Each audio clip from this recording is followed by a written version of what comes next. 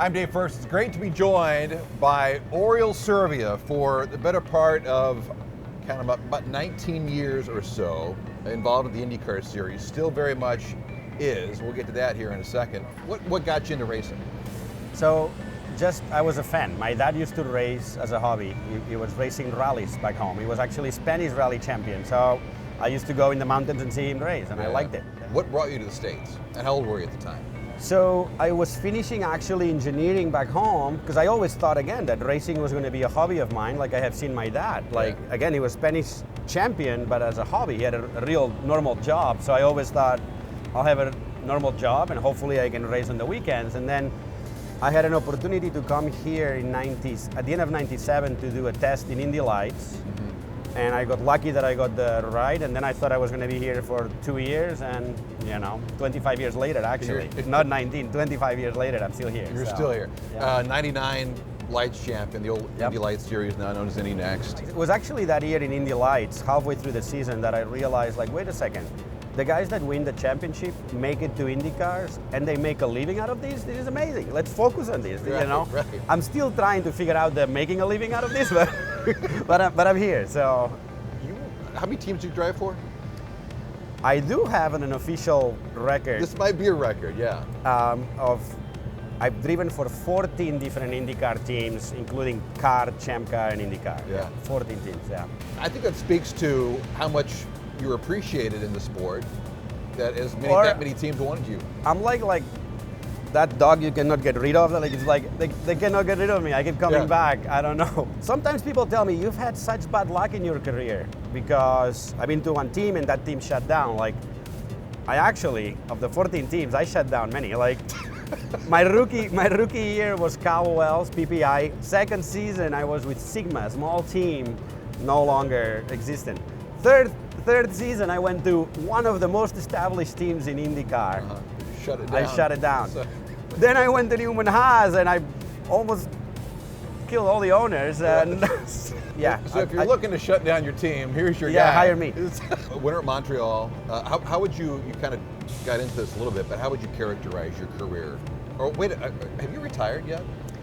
No, I'm going to announce here that I'm going to be the oldest guy to win the Indy 500. There it is. Actually, it was my birthday a couple of days ago. Yeah. So I'm just at that point that I would break all answer record at winning at 47 and a half years old. There you go. You talk about records. You've got a great story about Fontana in the old Champ Car days.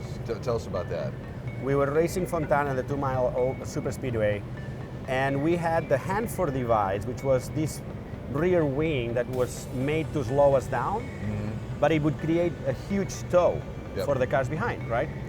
And that year, actually, I have the fastest lap average in the race. That's in the records. The night before, I remember working with my engineer, I was telling him, the tow is so crazy when you are behind 5 cars. I need a taller gear. And he's like, this is the tallest gear available, and you're not gonna, the top speed is 257, so you're not gonna do it. And then I'm in the middle of the race. After the restart, I got this crazy tow of more than 5 cars, many more. Really? And I'm passing guys, and all of a sudden, and I think it's the only time in my career that I thought, you're going fast? You're going 257? It's 414 kilometers per hour. I know. I was like, wow.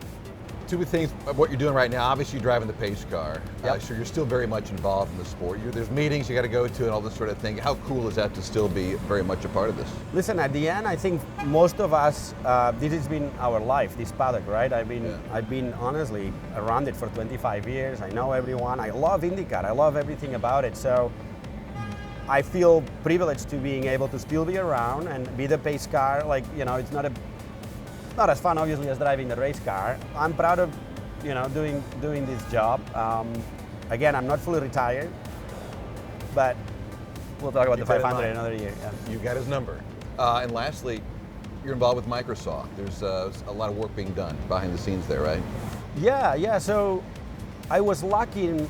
My parents helped me finance my early career, but I had to deal with them that I had to keep my studies up. That's how I finished mechanical engineering. If not, I would have never finished, but I had to deal with them.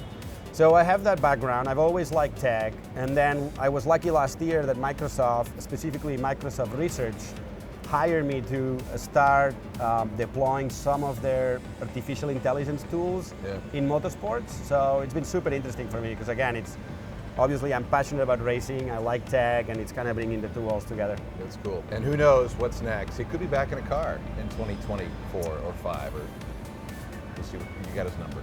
The Brickyard's calling me, yes. Oriol Servia, My pleasure. NTT Meet the Paddock.